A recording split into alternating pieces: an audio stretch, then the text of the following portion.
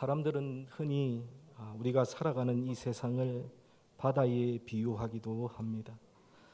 때로는 잔잔한 파도가 우리를 평안하게 하지만 때로는 예고 없이 불어닥치는 거대한 풍랑은 우리의 인생의 배를 송두리째 집어삼킬 듯이 위협하기도 합니다. 극심한 두려움과 절망감이 엄습할 때에 여러분은 어디로 피하며 누구를 의지하십니까?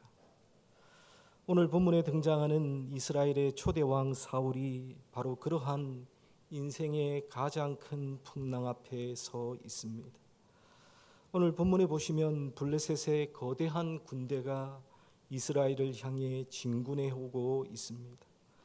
오늘 본문 4절에 보시면 사울이 온 이스라엘을 모아라고 말씀하고 있는데, 여기서 온 이스라엘을 모았다라고 하는 것은 사울이 지금 이 전쟁을 준비할 때에 전력을 다해서 이 전쟁을 준비하고 있다는 사실과 이 전쟁은 과거의 다른 전쟁들보다 더 규모가 큰 온 나라의 운명을 좌우하는 그러한 전쟁임을 나타내고 있습니다.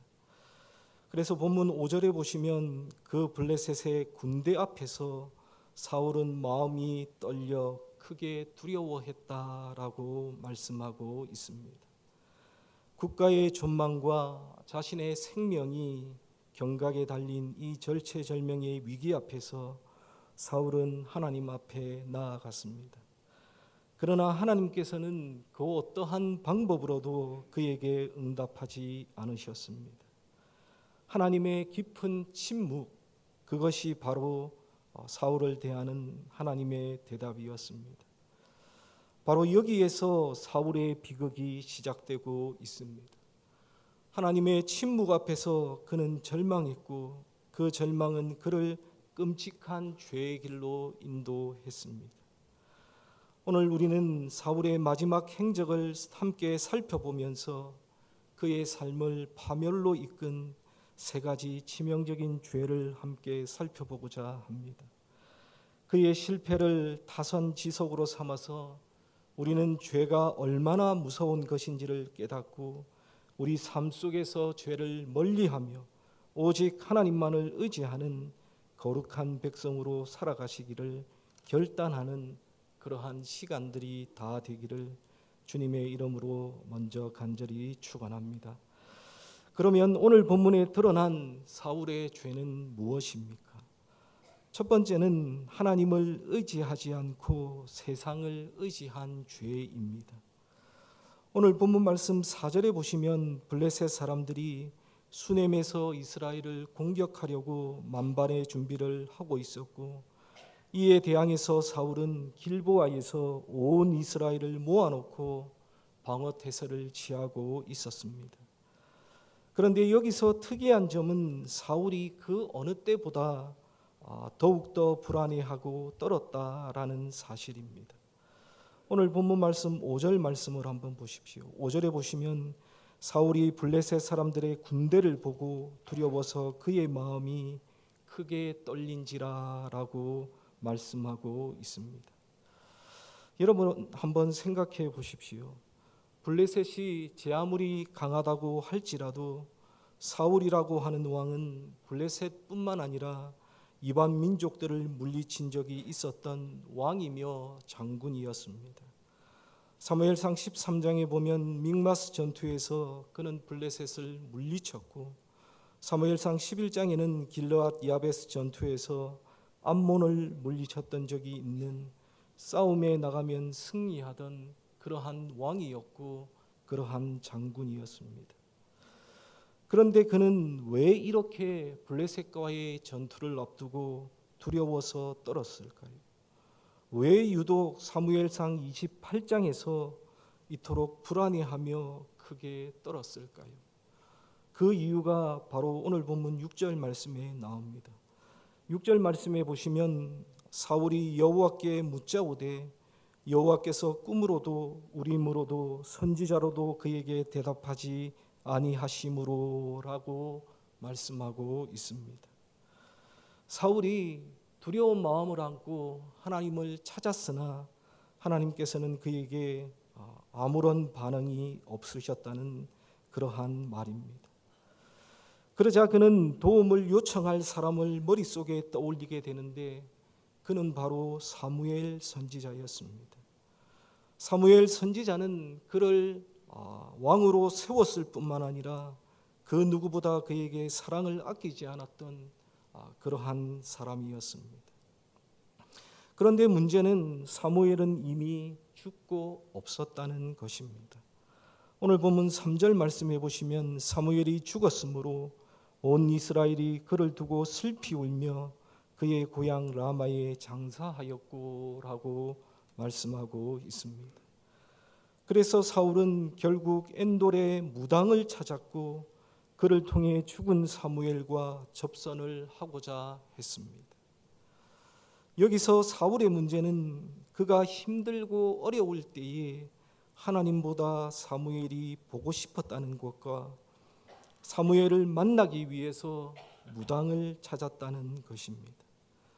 즉 그는 하나님을 의지하기보다는 세상과 악한 영을 더욱더 의지했던 것입니다.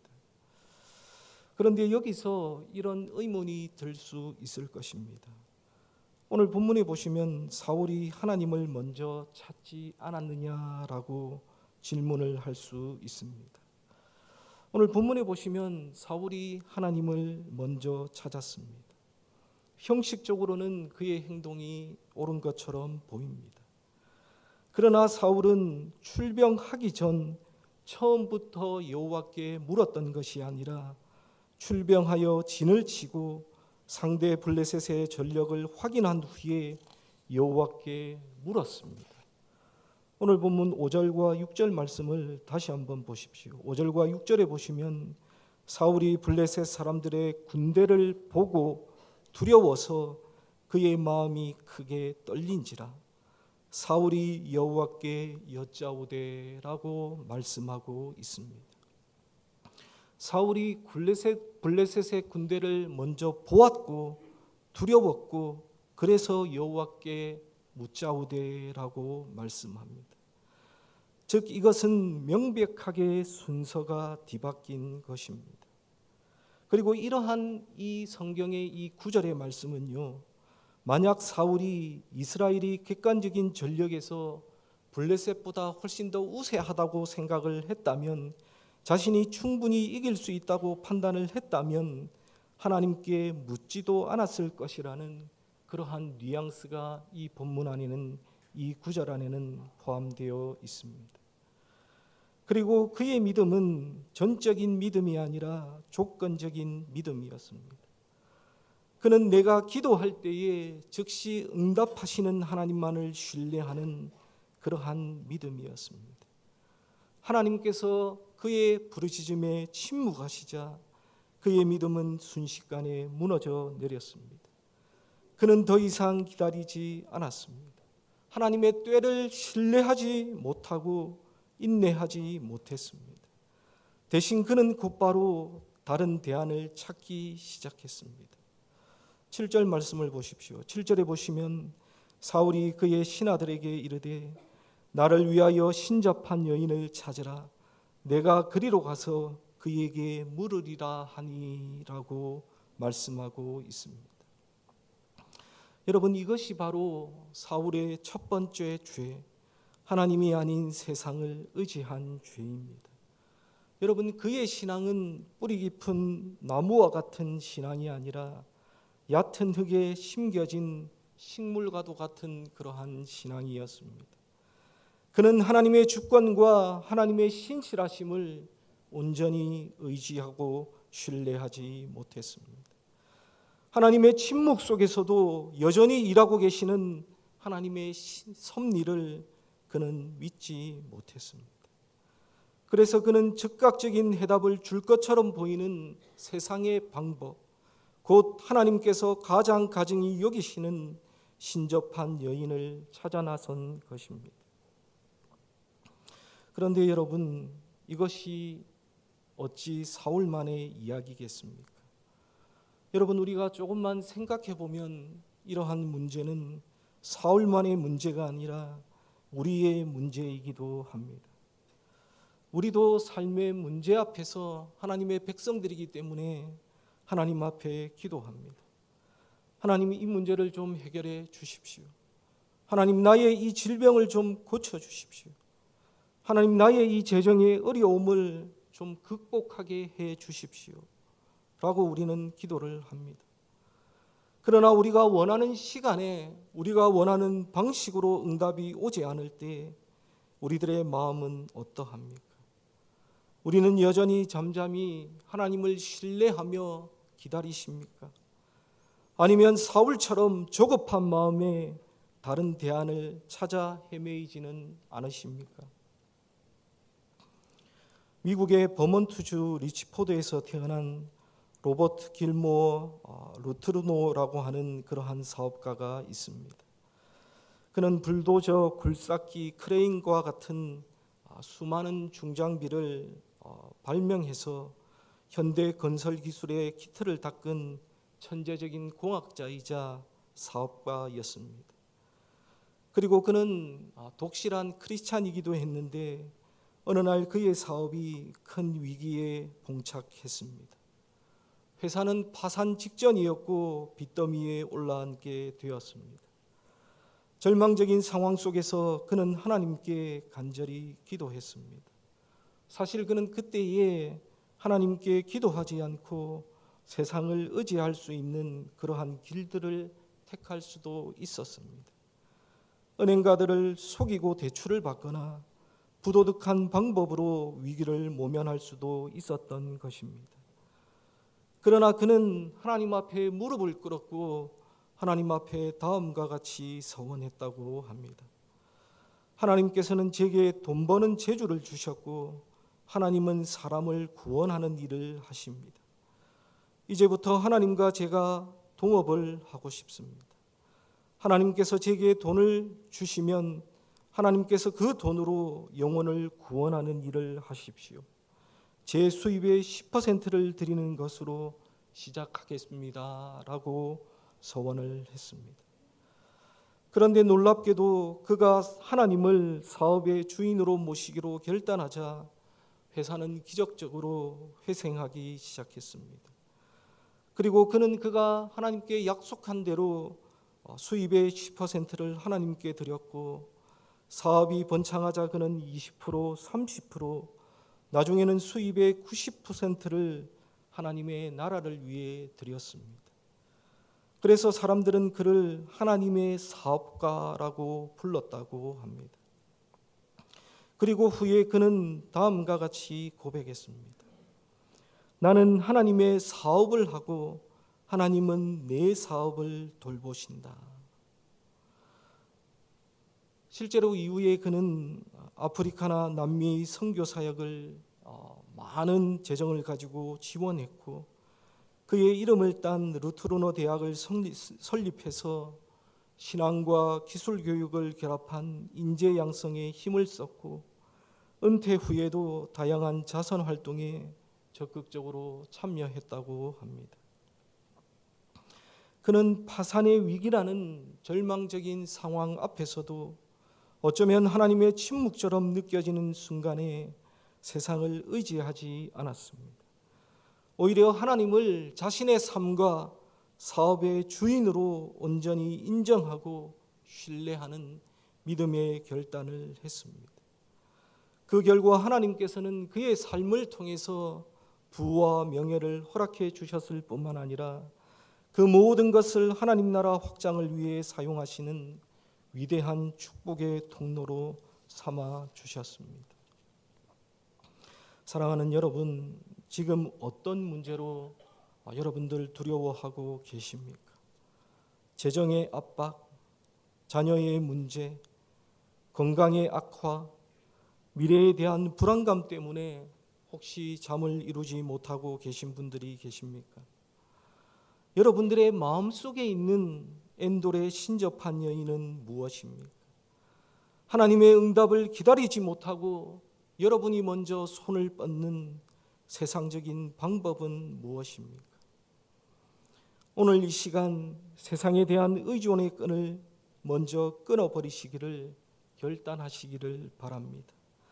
나의 경험과 나의 계획과 나의 소유를 신뢰하던 그 마음들을 모두 내려놓고 오직 살아계신 하나님 한 분만을 온전히 의지하겠다고 고백하시기를 바랍니다. 하나님의 침묵은 거절이 아니라 우리의 믿음을 연단하는 과정이며 더 큰 은혜를 주시기 위한 그분의 계획이라는 것을 여러분 믿으시고 신뢰하시기를 바랍니다. 그래서 시편 62편 5절의 고백이 저와 여러분들의 고백이 되기를 바랍니다. 나의 영혼아 잠잠히 하나님만 바라라. 무릇 나의 소망이 그로부터 나오는 도다. 하나님만 바라볼 때 세상이 줄 수 없는 참된 평안과 구원을 경험하게 될 줄로 믿습니다. 사랑하는 여러분, 바라기는 세상을 의지하지 마시고 세상의 다른 것들을 바라보지 마시고 하나님만을 의지하며 바라보며 나아가시는 저와 여러분들이 다 되시기를 주님의 이름으로 간절히 축원합니다. 둘째로 사울의 두 번째 죄는 하나님의 말씀을 버리고 금지된 것을 구한 죄입니다. 사울의 이 두 번째 죄는 첫 번째 죄에서 파생된 더욱더 심각하고 의도적인 그러한 죄였습니다. 그것은 바로 하나님의 명백한 말씀을 정면으로 거역하고 하나님께서 금지하신 악한 것을 찾아 나선 죄입니다. 오늘 본문 3절 후반부와 7절과 8절의 말씀을 다시 한번 보겠습니다. 3절 하반절의 말씀을 보시면요, 다음과 같이 말씀합니다. 사울은 신접한 자와 박수를 그 땅에서 쫓아내었더라라고 말씀하고 있고요. 7절과 8절을 보시면 사울이 그의 신하들에게 이르되 나를 위하여 신접한 여인을 찾으라. 사울이 다른 옷을 입어 변장하고라고 말씀하고 있습니다. 여러분, 이 두 구절의 이 말씀을 보시면 이 두 말씀 사이에는 심각한 모순이 담겨 있음을 우리는 확인할 수 있습니다. 여기에 보시면 신접한 자들을 이 땅에서 몰아냈던 자가 누구입니까?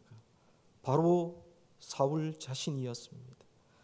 그는 율법에 기록된 대로 신접한 행위가 얼마나 하나님 앞에서 가증한 죄인지를 누구보다도 잘 알고 있었습니다.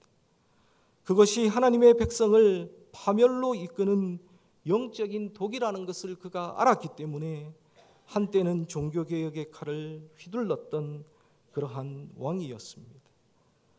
그런데 이제 그가 어떻게 행동하고 있습니까? 그는 자신이 내뱉은 말을 스스로 뒤집고 자신이 정죄했던 그 죄악의 소굴로 제 발로 걸어 들어가고 있습니다. 심지어 왕의 신분을 감추기 위해 옷을 갈아입고 변장까지 합니다. 이것은 그가 지금 하고 있는 일이 얼마나 부끄럽고 죄악된 일인지를 스스로가 너무나 잘 알고 있었다는 명백한 증거이기도 합니다. 특별히 여기서 그가 변장을 하고 밤에 갔다라는 이 8절의 말씀에 나오는 이 사실은 하나님을 전혀 고려하지 않은 그러한 행동임이 분명합니다. 만약에 그가 하나님의 살아계심을 생각했다면 그는 그 여인을 절대로 찾아서는 안 되었습니다. 왜냐하면 하나님은 무소부재하시며 인간의 모든 것을 보시고 아시는 분이시기 때문입니다. 그런데 사울은 사람의 눈을 피하는 것만 생각했을 뿐 하나님에 대해서는 전혀 고려하지 않았던 것이지. 하나님의 도움을 구하기 위해서 죽은 사무엘을 찾으려고 했던 사울이 정작 하나님을 무시하고 기만하는 어리석은 행동을 한 것입니다. 그래서 사울의 이러한 행동은 그의 순간적인 실수가 아니라 하나님의 말씀을 의도적으로 짓밟는 고의적인 죄입니다. 즉 그는 하나님의 뜻을 구하기 위해서 하나님의 법을 어기는 끔찍한 모순에 빠지고 만 것입니다. 사랑하는 여러분, 우리가 여기서 한 가지 생각해야 할 것이 있습니다. 이처럼 죄라고 하는 것은 하나님의 백성들을 비겁하게 만들고 위선자로 만듭니다. 하나님 앞에서는 거룩한 척하지만 뒤에서는 은밀하게 죄를 즐기는 이중적인 삶을 살게 합니다.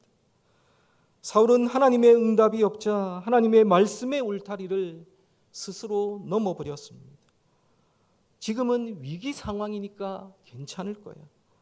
이것만 잘 해결되면 나는 하나님께 다시 돌아갈 거야 라고 스스로를 합리화했을지도 모릅니다. 그러나 하나님 앞에서 죄에 관한 한 예외적인 상황이란 없습니다. 여러분, 죄는요, 어떤 상황에서도 죄일 뿐입니다.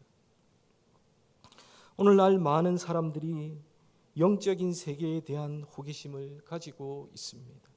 영적인 세계에 대해서 관심이 없는 그러한 시대이기는 하지만 또한 몇몇 사람들은 영적인 세계에 대한 호기심을 가지고 살아갑니다. 재미로 운세를 보기도 하고요. 타로점을 보기도 하고요. 그리고 별자리 운세를 보기도 하고, 심지어는 각종 뉴에이지 사상들이 문화라는 이름으로 우리의 삶 속에 깊숙이 파고들어 있습니다. 이것들은 달콤한 말로 위로와 지혜를 주는 것처럼 보이지만 그 배후에는 하나님의 자리를 찬탈하려는 어둠의 영이 도사리고 있습니다. 그것들은 하나님 아닌 다른 곳에서 위안과 해답을 찾게 함으로써 우리를 하나님으로부터 멀어지게 하는 사탄의 교묘한 통로입니다. 몇 년 전 서구 사회에서 매우 유명했던 한 뉴에이지 작가, 영성가였던 도린 벌추라는 사람이 회심하고 난 이후의 이야기가 큰 화제가 된 적이 있었습니다. 그녀는 수많은 사람들에게 명상과 또 전생 체험과 같은 것들을 가르치면서 그 자신이 먼저 큰 부와 명성을 얻었습니다. 사람들은 그녀를 통해 마음의 평안과 영적인 깨달음을 얻었다고 믿었습니다.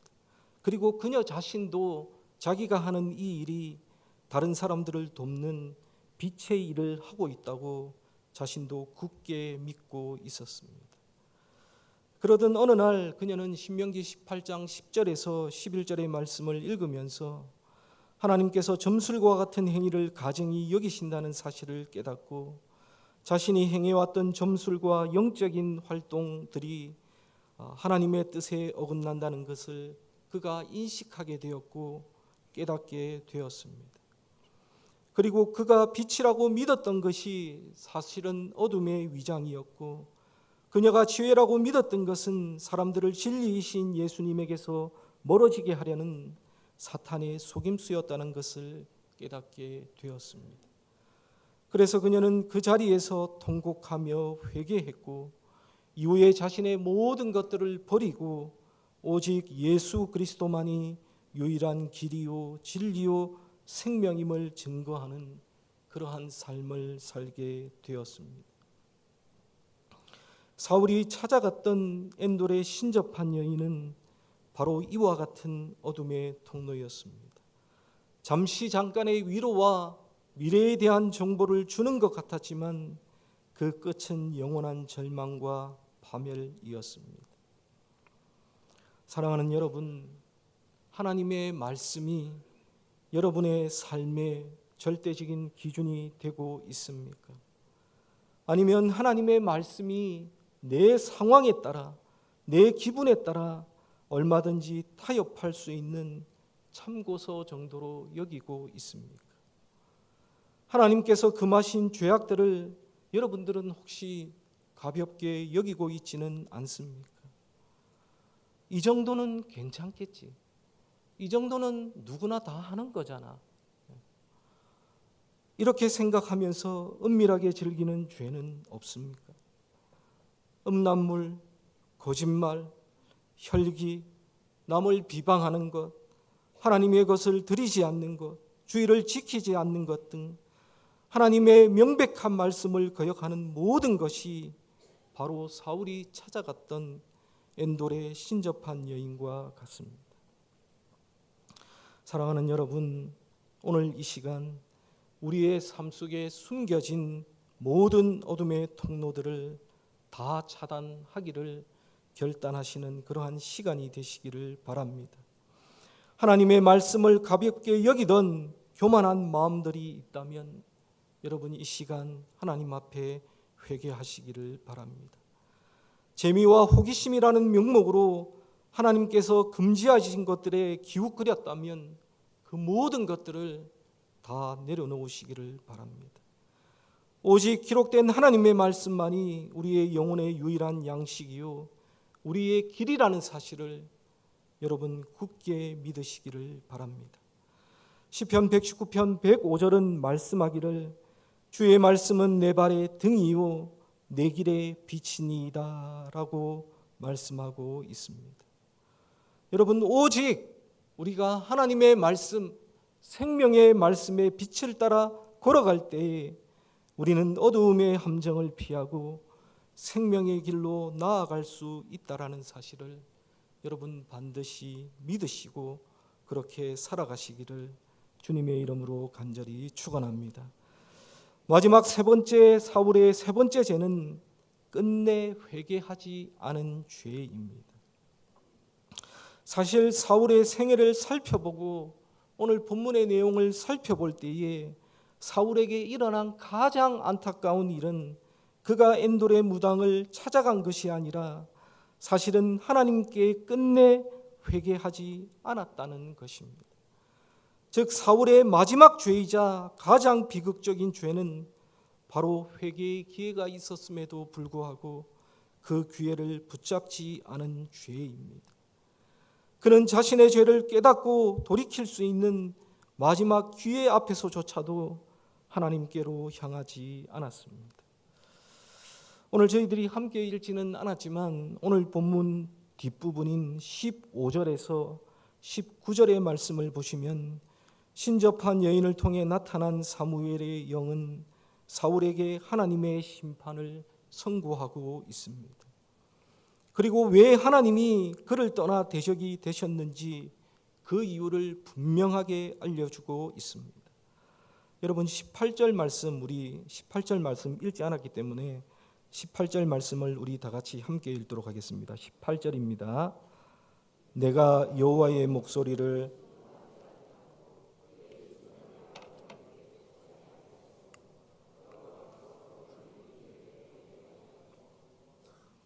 18절 말씀해 보시면 네가 여호와의 목소리를 순종하지 아니하고 그의 진노를 아말렉에게 쏟지 아니하였으므로 여호와께서 오늘 이 일을 내게 행하셨다라고 말씀하고 있습니다. 여기서 사울은 자신의 죄가 무엇인지를 명확하게 들었습니다. 불순종의 죄, 바로 그 죄 때문에 하나님께서 그를 버리셨다는 사실을 분명하게 확인받았습니다. 이 순간 바로 사울에게 주어진 마지막 회개의 기회였습니다. 만약 이때에 사울이 그 자리에 무릎을 꿇고 하나님 제가 잘못했습니다.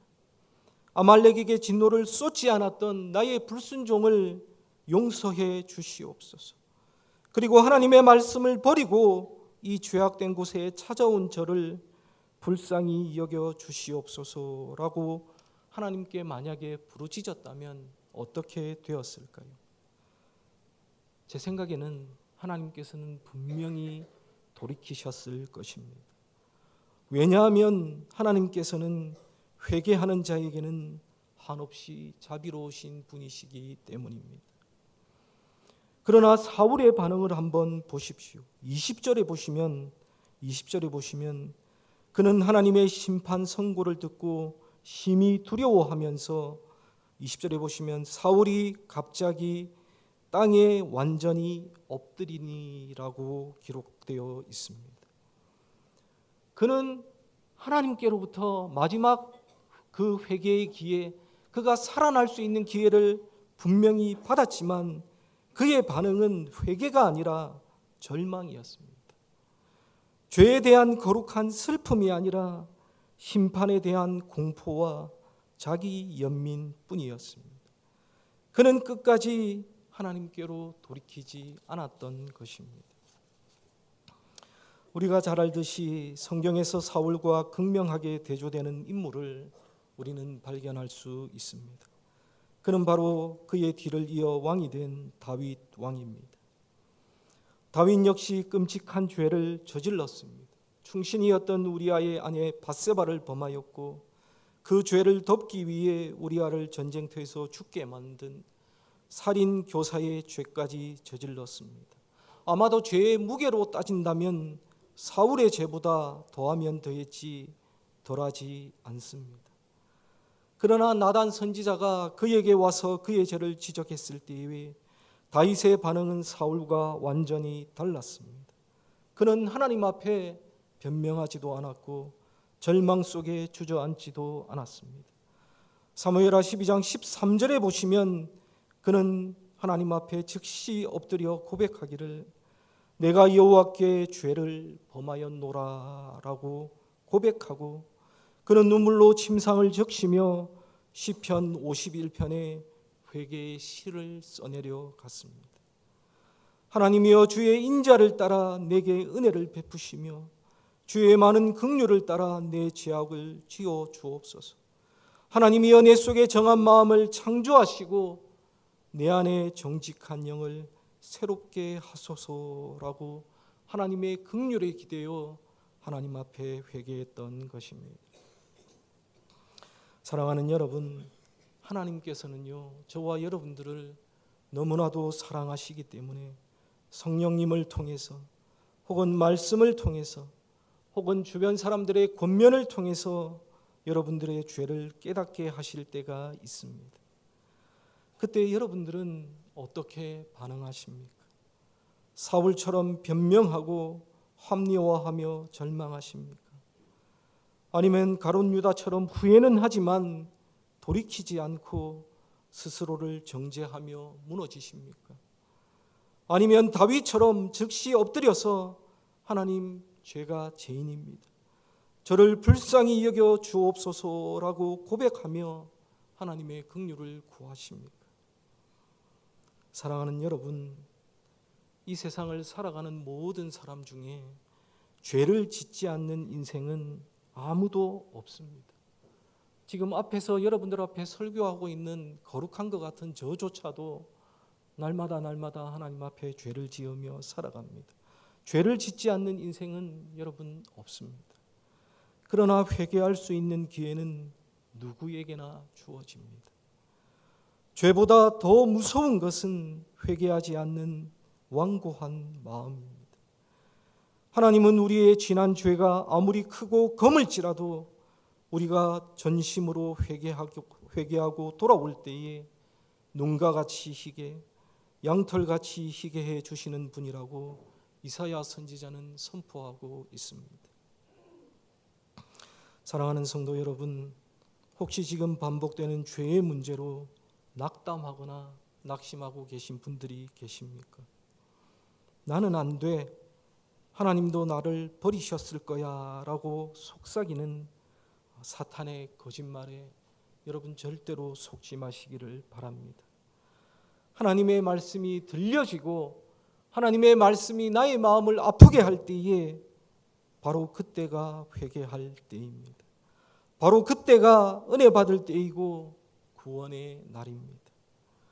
십자가에서 모든 피를 쏟으신 예수 그리스도의 보혈은 우리의 그 어떤 죄도 깨끗하게 씻기기에 여러분 부족함이 없고 능력이 많으십니다.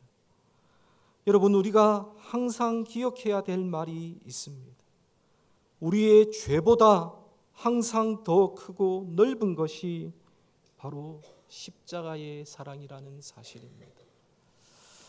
제가 여기 와서 학습 교육을 하거나 또 세례 교육을 하거나 이렇게 했을 때에 처음으로 예수를 믿고 같이 이렇게 공부를 하다 보면 여기에 대해서 이렇게 불안해하시는 분들이 참으로 많으십니다. 생각보다 우리는 안 그렇잖아요. 우리의 죄가 아무리 크더라도 하나님은 하나님의 그 사랑은 그 죄보다 더 크시기 때문에 우리가 회개하고 돌아가기만 하면 깨끗하게 하실 줄을 믿는데 처음 믿는 분이다 보니까 내가 도저히 용서받을 수 없다라고 생각하시며 그렇게 질문하시는 분들이 가끔씩 계십니다. 그럼 제가 항상 그분들에게 드리는 말이 바로 이 말입니다.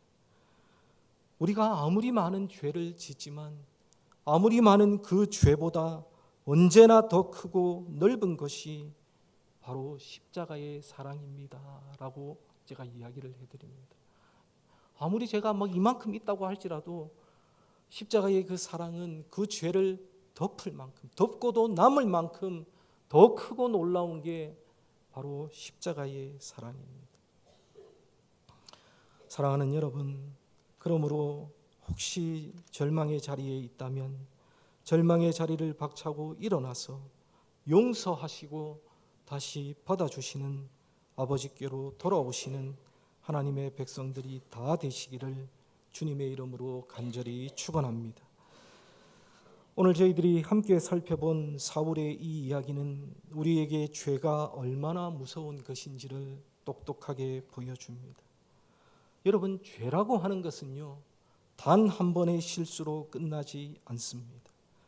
작은 불순종이 더 큰 불순종을 낳고 반복되는 죄는 우리의 마음을 돌처럼 굳게 만들어서 결국은 회개할 수 없는 지경에 이르게까지 합니다.